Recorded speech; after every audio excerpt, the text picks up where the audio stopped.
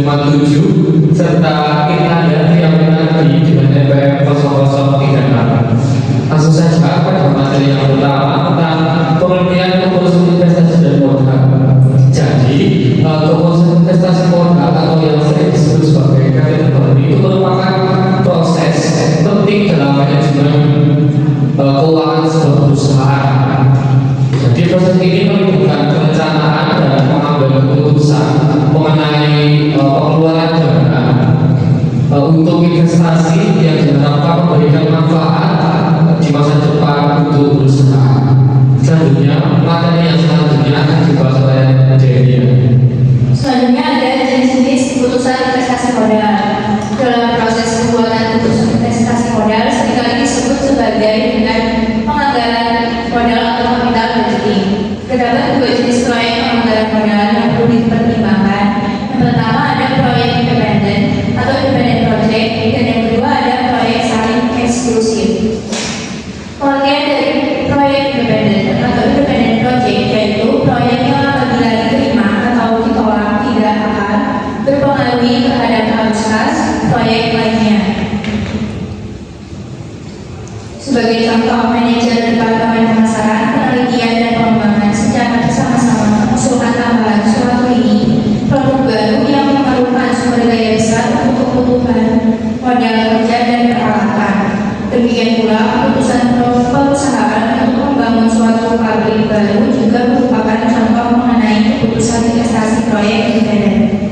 Yang kedua adalah proyek saling eksklusif, merupakan proyek penganggaran modal yang mensyaratkan perusahaan untuk memilih salah satu di antara alternatif yang saling menyediakan yang menyediakan jasa dasar yang serupa.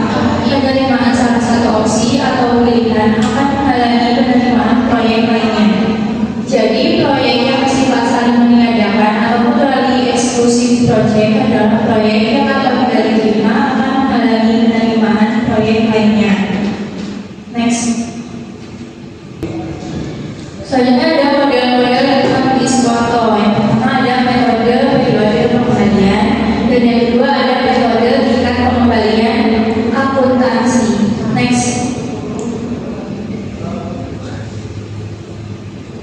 Pertama ada metode periode pengembalian. Metode ini mempertimbangkan waktu yang diperlukan oleh suatu perusahaan untuk memperoleh kembali investasi awalnya. Apabila arus kas suatu proyek diasumsikan tentang jumlahnya, maka rumus berikut ini dapat digunakan untuk menghitung periode pengembalian. Periode pengembalian sama dengan investasi awal dibagi dengan arus kas tahunan.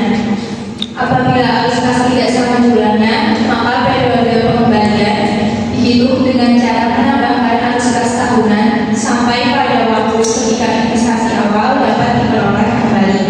Apabila pembagian untuk setiap tahun diperlukan, maka diasumsikan bahwa jumlah arus kas yang terjadi adalah rata setiap tahun.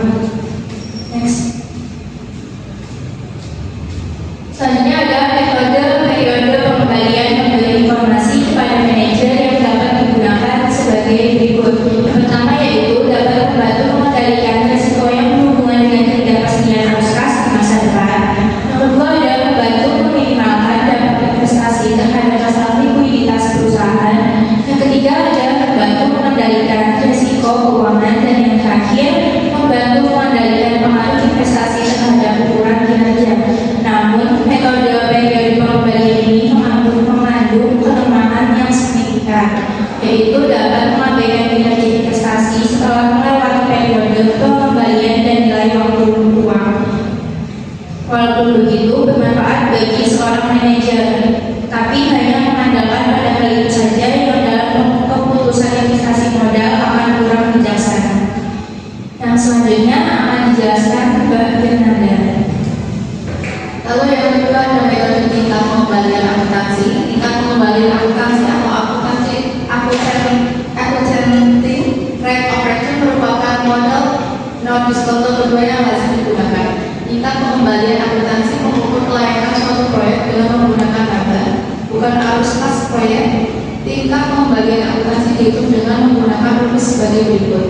Tingkat pengembalian akuntansi sama dengan laba rata-rata per investasi awal atau investasi rata-rata. karbon dengan arus kas karena adanya faktor aktual dan penangguhan temporal yang digunakan dalam perhitungannya. Next. Lalu ada model-model diskonto. Model diskonto secara eksplisit mempertimbangkan nilai waktu uang dan memasukkan konsep diskonto arus kas masuk dan arus kas keluar. Ada dua model diskonto. Yang pertama metode NPV, net present value, nilai sekarang fisik. Lalu yang kedua ada metode IRR, internal rate of return, tingkat pengembalian internal. Next. Lalu ada metode NPV atau next present value. Rumus NPV adalah NPV sama dengan sigma CIF 1 per dalam kurung 1 plus 1 tambah I pangkat T dikurangi sigma COF per dalam kurung 1 tambah I pangkat T atau sigma dalam kurung C1 CIF dikali dalam kurung DF dikurangi sigma dalam kurung COF dikali DF dalam kurung DF. Keterangannya yaitu CIF arus kas masuk yang diterima dalam periode T dengan T sama dengan 1 titik N. COF sama dengan arus kas keluar yang dikeluarkan dalam periode T dengan T sama dengan 1 titik N. I sama dengan tingkat pengembalian yang diperlukan. T sama dengan periode waktu. DF sama dengan 1 per 1 dalam kurung 1 plus I pangkat T sama dengan faktor diskonto. NPV digunakan untuk mengukur kinerja atau kelayakan. Apabila NPV suatu proyek adalah positif, hal itu berarti terjadi peningkatan kekayaan. Bagi suatu perusahaan, hal ini berarti besarnya nilai positif NPV mengukur terjadinya peningkatan nilai perusahaan yang dihasilkan dari suatu investasi. Next. Metode IRR, internal rate of return. Model diskonto lainnya adalah model IRR. IRR didefinisikan sebagai tindak nilai yang menentukan nilai sekarang dan arus kas masuk proyek sama dengan nilai sekarang dari biaya proyek tersebut. Dengan kata lain, IRR adalah tingkat nilai yang menjadi NPV proyek sama dengan 0. Rumusnya adalah I sama dengan sigma CF per dalam kurung 1 tambah I pangkat T.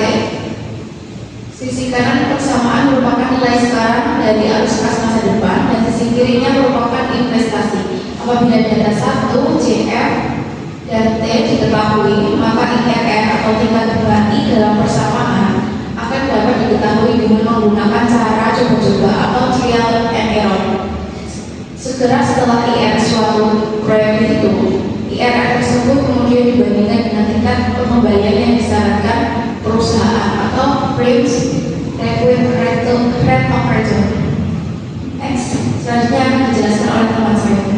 Yang selanjutnya ada keputusan awal proyek, di mana di sini terdapat salah satu kasus yang terjadi, yaitu ada Mbak Tana Krisna dan Dwi Kuti sedang mendiskusikan masalah yang terjadi pada proses produksi cover kit. Krisna dan Kuti ini bekerja di PT Srikandi Motor yang memiliki spesialis dalam memproduksi produk-produk peralatan kendaraan. Perusahaan tersebut memiliki 3 divisi, yaitu ada divisi produk umum, divisi monitor, dan divisi produk khusus. Krisna dan Kuti ini bertugas di divisi produk umum. Krisna sebagai manajer produksi dan Kuti sebagai manajer pemasaran. Divisi produk umum menghasilkan koper terkis dengan 5 ukuran yang berbeda. Tindakan berbeda diperlukan untuk menghindari hilangnya penjualan. Setelah melalui beberapa diskusi dan analisis, penggunaan baterai induksi membutuhkan investor generator dan alat-alat terkait lainnya. Sesuai pertimbangan manajer divisi produk umum, investasi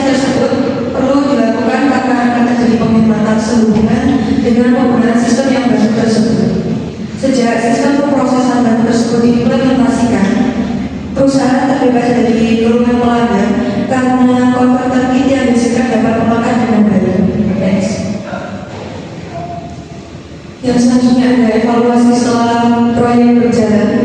Jadi berdasarkan hasil pasca audit yang dilakukan oleh Departemen Audit Internal, ternyata ditemukan bahwa pengimplementasian sistem baru tersebut, auditor internal merekomendasi agar NPV digunakan untuk membantu menganalisis permasalahan tersebut. Berdasarkan perhitungan NPV, diketahui bahwa penggunaan sistem pematrian tidak lebih menguntungkan apabila dibandingkan dengan penggunaan sistem lem epoxy. Jadi kesimpulannya yaitu adalah didukung oleh fakta bahwa proses lem epoxy lebih sederhana. Selain itu juga auditor menyatakan bahwa penggunaan lem epoxy juga dapat diotomatisasi. Next. Yang selanjutnya ada manfaat dari pasca audit. Di sini terdapat dua manfaat. Yang pertama ada dengan mengevaluasi profitabilitas. Pasca audit menjamin bahwa sumber daya digunakan secara bijaksana. Lalu yang kedua ada dampaknya terhadap perilaku manajer, di mana pasca audit ini menyediakan umpan balik kepada manajer yang dapat membantunya memperbaiki pembuatan keputusan di masa yang akan datang. Next. Lalu selanjutnya ada keterbatasan pasca audit. Di sini juga terdapat dua poin. Yang pertama ada pasca audit memerlukan biaya yang cukup besar. Lalu yang kedua ada meskipun pasca audit dapat memberi beberapa manfaat yang signifikan, namun apabila asumsi yang digunakan dalam analisis tidak sesuai dengan perubahan lingkungan dalam keputusan dalam analisis tidak sesuai dengan perubahan lingkungan operasi, maka keputusan yang dihasilkan dalam pasca audit tidak dapat dipertanggungjawabkan. Next. Yang selanjutnya akan dijelaskan oleh Mas Afif. Oke, materi yang selanjutnya yaitu terkait dengan perbandingan NPV dan IRR. Jadi NPV dan IRR itu berbeda dalam dua hal. Yang pertama itu ada NPV yang mengasumsikan bahwa setiap kas masuk diinvestasikan kembali pada tingkat kembalian yang disyaratkan. Sementara metode IRR mengasumsikan bahwa setiap kas masuk diinvestasikan kembali pada jadi penginvestasian kembali pada saat pengembalian yang disyaratkan lebih realitas dan memberikan hasil yang lebih dapat dipercaya ketika membandingkan proyek-proyek yang saling meniadakan. Terus yang kedua yang berbedanya yaitu metode NPV ini atau net present value itu mengukur probabilitas dalam nilai absolut, sementara metode IRR itu mengukur probabilitas dalam nilai yang negatif. Selanjutnya ada investasi modal dan masalah etika. Jadi memang keputusan investasi modal itu sering menawarkan godaan yang besar terhadap menimbulkan terjadinya interpretasi secara salah. Jadi antara manajer di bisnis sering juga bersaing untuk memperoleh sumber daya yang langka. Terjadinya persaingan tersebut itu akan menimbulkan godaan untuk melakukan perilaku yang tidak baik secara manajer, sengaja membuat perkiraan yang berlebihan antara arus kas masuk dan perkiraan yang terlalu rendah atas arus kas keluar, sehingga suatu proyek mungkin memiliki NPV atau IRR itu yang meragukan dan perlu dibuktikan. Kemudian ada strategi menghadapi ketidakpastian pasar. Yang pertama ada perusahaan dalam tetap relevan dan kompetitif dengan berinovasi dan mengembangkan produk baru sesuai dengan kebutuhan. Itu yang pertama. Terus yang kedua itu ada dengan mengembangkan portofolio produk atau layanan yang beragam. Resiko dapat dikurangi dengan ketidaktergantungan pada suatu produk atau satu pasar saja. Yang selanjutnya ada perusahaan dapat tetap relevan dan kompetitif dengan berinovasi dan mengembangkan produk baru sesuai dengan kebutuhan pasar. Next, selanjutnya ada konversi arus kas bruto menjadi arus kas pajak. Jadi jika arus kas bruto sudah disesuaikan dengan inflasi, selanjutnya analisis menyesuaikan arus kas untuk tujuan pajak. Dibedakan ada dua, Yang pertama itu ada arus kas keluar awalnya diperlukan untuk mendapatkan aset proyek. Yang kedua ada arus kas masuk yang dihasilkan selama umur proyek itu sendiri. Jadi setelah seluruh biaya berhubungan dengan perolehan aset di luar tanah harus dikapitalisasikan dan dihapus selama masa manfaat aset itu sendiri. Selanjutnya ada contoh dari PT Cantika yang menggunakan dua jenis mesin, yaitu ada mesin A dan B, yaitu dengan penghapusan mesin lama. Penghapusan mesin lama dapat dilakukan dengan menjual mesin dengan berpatok pada nilai itu. Tujuannya agar memperoleh efisiensi dan mengurangi kerugian aset. Model pertama ada mesin A dengan nilai buku 200 juta, mesin A juga dengan harga jual 210 juta rupiah. Yang kedua adalah model mesin B dengan nilai buku 500 juta rupiah dan harga jualnya 400 juta rupiah. Next, ada perolehan mesin baru. Yang pertama ada biaya pembelian dengan 2,5 miliar. Yang kedua biaya angkut 20 juta rupiah, instalasi 200 juta rupiah. Model kerja tambahan 180 juta rupiah dengan total 2 miliar 900 juta rupiah. Kemudian dampak pajak dapat dinilai dengan pengurangan nilai buku dari harga jual. Apabila selisihnya positif, maka perusahaan akan mengalami untung dan akan terkena pajak. Uang yang diterima dari penjualan akan dikurangi dengan sejumlah pajak di pihak lain. Apabila selisihnya negatif, maka perusahaan akan mengalami kerugian yang keras. Kerugian yang keras ini memiliki implikasi terhadap kas.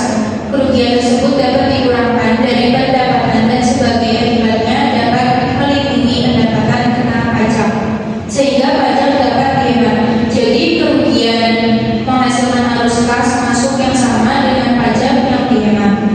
Arus kas setelah pajak yaitu laba bersih setelah pajak ditambah dengan biaya yang khas. Itu saja yang dapat kami sampaikan di kelompok 7. Terima kasih, semoga apa yang kami sampaikan dapat bermanfaat untuk teman-teman semua, dan apabila